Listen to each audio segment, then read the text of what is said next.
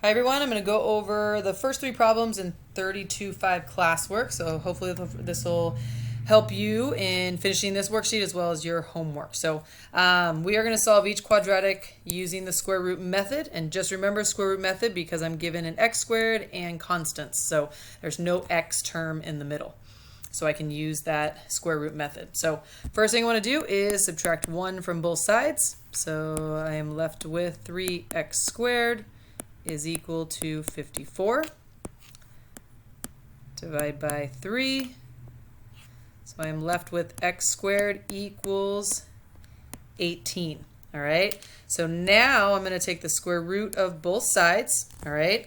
And just remember it's x squared, so it's going to have a positive and negative, but I'm going to simplify 18. Divide by 2, I get 9. So I'm left with 3 and 3. So square root of 18 is 2 times 3 times 3.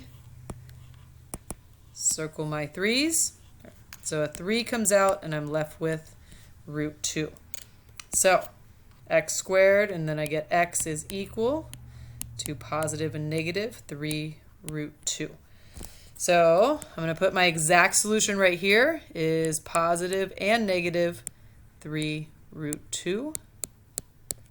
All right, so once I do that, I can put it on the calculator. I could just put, press second, x squared. I could put square root of 18, 4.24.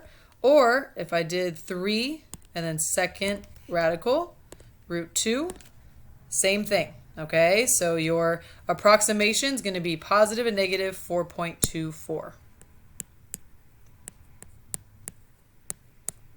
Equals x. Sorry, that should be a 4. All right, so that is number 1.